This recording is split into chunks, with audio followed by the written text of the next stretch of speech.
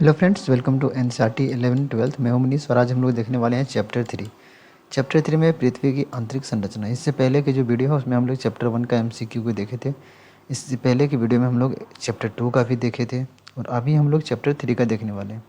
इससे पहले का वीडियो अगर आप नहीं देखें तो डिस्क्रिप्शन में लिंक दिया हुआ, उसको जाके देख लें पहले, है ना। आप तो पहले इसको देख लें, उसके बाद आप उसको देख लें। वीडियो को अंत तक जरूर देखें क्योंकि इसमें टोटल 40 क्वेश्चन का मैंने एमसीक्यू तैयार किया हुआ और ये 40 क्वेश्चन वो क्वेश्चन है जो लगभग हर एग्जाम में पूछे जाते हैं या पूछे जाने की संभावना होती है, क्योंकि प्रीवियस ईयर क्वेश्चन के आधार पर मैंने इस सीरीज़ को तैयार किया। मैंने इस बुक का पूरा पीडीएफ तैयार किया हुआ जिसमें 97 पेज में पूरा बुक कंप्लीट हो गया आपका। तो अगर आप इस बुक को लेना चाहते हैं तो मैं लास्ट में आपको एक नंबर दूंगा, जिस नंबर पे आप कॉन्टैक्ट कर सकते हैं, मैसेज कर सकते हैं व्हाट्सएप में, मैं आपको पीडीएफ सेंड कर दूंगा।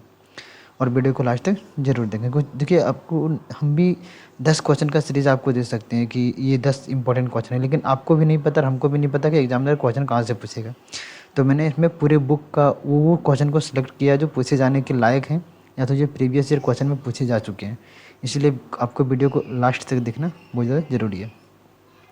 तो लेट ना करते हुए सबसे पहले हम लोग शुरू करते हैं। पृथ्वी की पहला जो क्वेश्चन है हमारा, वो क्वेश्चन है कि पृथ्वी की औसत त्रिज्या लगभग कितनी होती है। तो पृथ्वी की जो औसत त्रिज्या होती है, क्या 6371 किलोमीटर होती है, क्या 7000 किलोमीटर होती है, क्या 6200 किलोमीटर होती है, या 6999 किलोमीटर होती है। तो आपको पता है कि पृथ्वी की जो त्रिज्या होती है 6371 किलोमीटर होती है। तो यहाँ पे ये ऑप्शन हमारा राइट हो जाएगा। दूसरा क्वेश्चन है कि पृथ्वी के आंतरिक भाग का तात्पर्य अध्ययन से क्यों संभव है। पृथ्वी के आंतरिक भाग का जो प्रत्यक्ष है वो अध्ययन से क्यों संभव है, क्योंकि वहाँ अत्यंत अंधेरा होता है, क्योंकि वहाँ पे अत्यधिक ताप और दाब होता है, क्योंकि वहाँ पानी है, या वहाँ पे गुरुत्वीय बल है। तो इसका सही आंसर हो जाएगा वहाँ पे अत्यधिक क्या है, ताप एवं दाब होता है। पृथ्वी के अंदर में क्या है, अधिक से अधिक ताप और तापमान जो है वहाँ पे अधिक है, टेम्परेचर वहाँ पे अधिक और दबाव भी ज़्यादा है।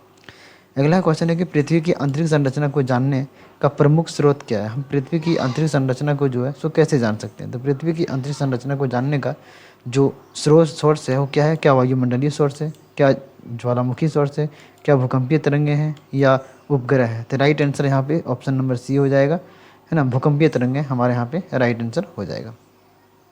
अगला क्वेश्चन है कि पृथ्वी के सबसे ऊपरी परत को क्या कहते हैं। तो पृथ्वी की जो सबसे ऊपरी परत है उसे क्रस्ट कहते हैं, है ना।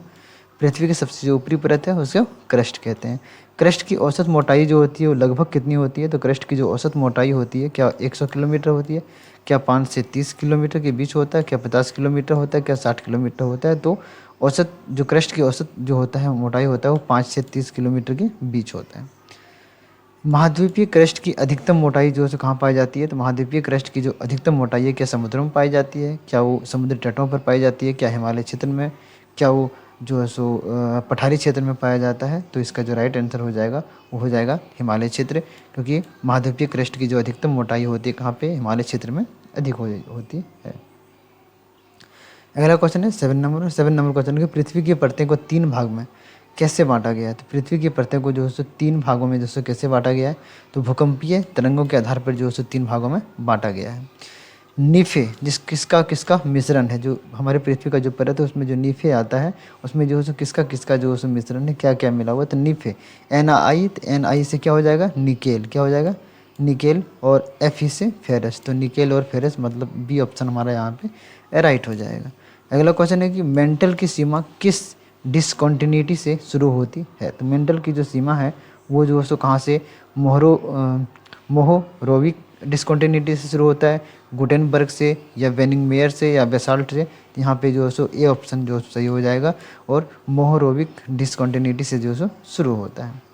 अगला क्वेश्चन है 10 नंबर की मेंटल की जो मोटाई होती है वो लगभग कितनी होती है। तो मेंटल की जो मोटाई होती है लगभग 2900 किलोमीटर के आसपास में होती है। तो राइट आंसर यहाँ पे जो है 2900 किलोमीटर हो जाएगा। एनसीईआरटी में 2900 किलोमीटर ही दिया हुआ है, इसलिए मैंने इसको ही लिया। अलग अलग बुक में अलग अलग दिया रहता है, लेकिन एनसीईआरटी के बेस पे ही हम लोग को चलना है, क्योंकि एनसीईआरटी से ही क्वेश्चन हम लोग के बुक में एग्जाम में, बोर्ड एग्जाम में आता है। अगला कि पी तरंगे जो है किस माध्यम से गुजर सकती है। तो पी जो तरंगे हैं वो किस माध्यम से गुजर सकती है। तो पी तरंगे जो है क्या वो केवल ठोस से गुजरती है, ठोस और द्रव दोनों से गुजरती है, या केवल द्रव से गुजरती है, या डी ऑप्शन इसमें से कोई नहीं से गुजरती है। तो राइट आंसर हो जाएगा ठोस और द्रव दोनों से। पी तरंगे जो है ठोस और द्रव दोनों से जो है गुजरती है। अगला क्वेश्चन है एस तरंगे जो है किस माध्यम से गुजरती है। तो एस तरंगे जो है किस माध्यम से गुजरती है। तो एस तरंगे जो है सिर्फ और सिर्फ द्रव अवस्था में जो है गुजरती है। अच्छा, क्वेश्चन पूछा इस तरह किस माध्यम से नहीं गुजर सकती है, तो द्रव अवस्था से नहीं गुजर सकती है। बाकी यहाँ पे ठोस से, गैस से, और गैस और ठोस दोनों से गुजर सकती है। तो यहाँ पे ये ऑप्शन सही हो जाएगा, इससे नहीं गुजर सकती है। आप लोग को भी नहीं बोले ऑप्शन क्वेश्चन पे थोड़ा ध्यान देना है। अगला क्वेश्चन है कि कोर के तरल होने का प्रमाण जो है सो किससे मिलता है। तो कोर के जो तरल होने का जो प्रमाण है वो किससे मिलता है, पी तरंग से, एस तरंग से, एल तरंग से, या कोई नहीं से। तो एस तरंग से जो है सो पी कोर के तरल होने का प्रमाण जो मिलता है वो एस तरंग से मिलता है। अगला क्वेश्चन है कि भूकंपीय लहरों का रिकॉर्ड किस यंत्र से किया जाता है। भूकंपीय लहरों को जो है सो जो रिकॉर्ड किया जाता है उसको किस यंत्र से किया जाता है। तो इसको जो है सो सिस्मोग्राफी यंत्र से जो है सो किया जाता है। और ये क्वेश्चन ना जाने एग्जाम में कितनी बार पूछा जा चुका है, इसलिए VBI क्वेश्चन है, इसको तो आपको जरूर ही याद रखना है। अगला है कि हाइपोसेंटर क्या होता है। हाइपोसेंटर जो होता है क्या होता है, सतह पर केंद्रित होता है, या लहरों की समाप्ति होता है, या भूकंप का केंद्र बिंदु होता है। तो जो हाइपोसेंटर जो होता है वो क्या होता है, भूकंप की केंद्र का बिंदु होता है, इसलिए सी ऑप्शन जो है यहाँ पे हमारा राइट हो जाएगा। अगला क्वेश्चन है कि सतह पर जो है सो भूकंप का, सतह पर भूकंप के केंद्र को क्या कहते हैं। सतह पर जो भूकंप का जो केंद्र होता है उसको जो है सो एपी सेंटर कहा जाता है। सतह पर भूकंप के केंद्र को क्या कहते हैं, एपी सेंटर कहते हैं। पी तरंग और एस तरंग के ना पहुंचने वाले क्षेत्र को क्या कहते हैं। जहाँ पर पी तरंग भी नहीं होता, एस तरंग भी नहीं होता है, वैसे क्षेत्र को जो है सो शैडो जोन के अंतर्गत में रखा जाता है, और वैसे क्षेत्र को शैडो जोन कहा जाता है। अगला है क्वेश्चन 18 नंबर के भूकंपीय तरंगों की तीव्रता किस पैमाने पर मापी जाती है। तो भूकंपीय तरंगों की जो तीव्रता है वो रिएक्टर की मदद से जो सो मापा जाता है। रिएक्टर, यहाँ पे थोड़ा सा टाइपिंग मिस्टेक है, रिएक्टर की मदद से मापा जाता है। अगला क्वेश्चन है कि मार्केली स्केल जो है किससे दर्शाता है। तो मार्केली स्केल जो है क्या वो ऊर्जा को दर्शाता है, क्या वो क्षति प्रभाव को दर्शाता है, समय को दर्शाता है, तापमान को दर्शाता है।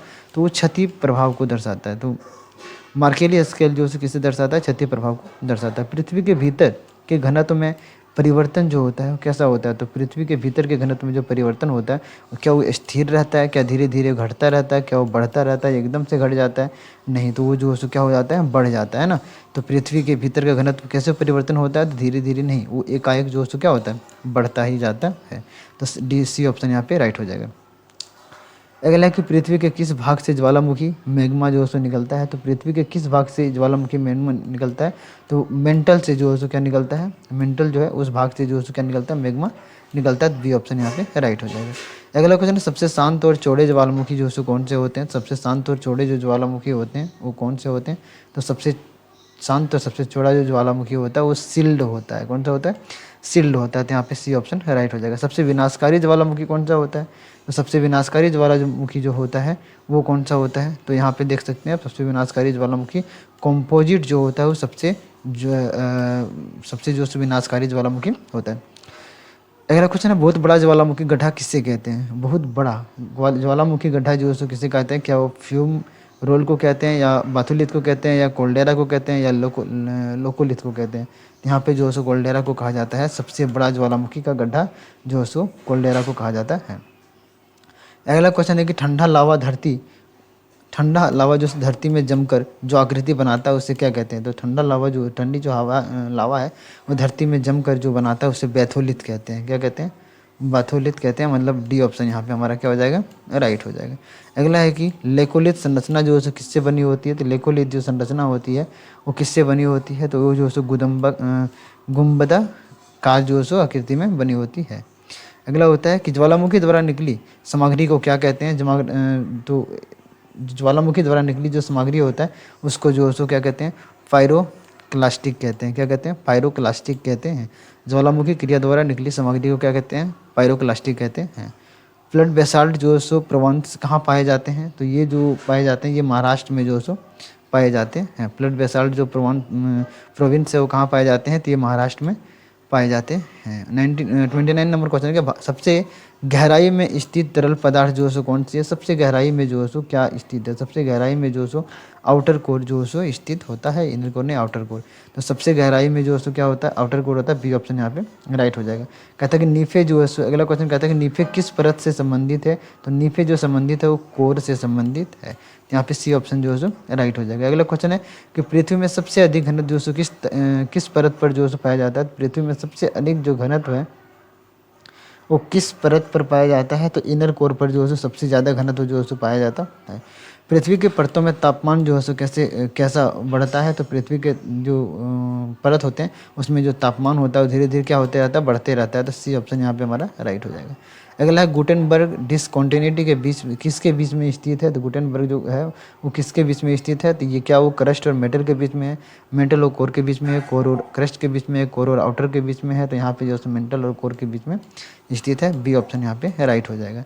अगला क्वेश्चन है भूकंप की तीव्रता जो है सो कितने अंकों में मापी जाती है। तो भूकंप की जो तीव्रता है उसको जो है सो किस में मापी जाती है, 1 से लेकर 12 मार्केली स्केल पर जो है मापा जाता है। जिस पे 1 से लेकर 12 मार्केली स्केल पे जो है इसको मापा जाता है।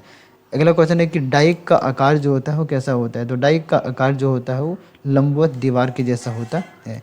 तो बी ऑप्शन यहाँ पे राइट हो जाएगा। अगला क्वेश्चन है कि सिल किस प्रकार की ज्वालामुखी आकृति है। तो सिल जो है वो किस प्रकार की ज्वालामुखी आकृति है।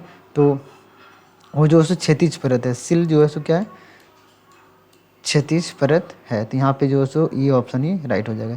अगला है ज्वालामुखी में पाइप या नलीनुमा मार्ग को क्या कहते हैं। तो ज्वालामुखी में पाइप या नलीनुमा जो पार्ट मार्ग होता है उसे हम लोग वेंट के नाम से जानते हैं।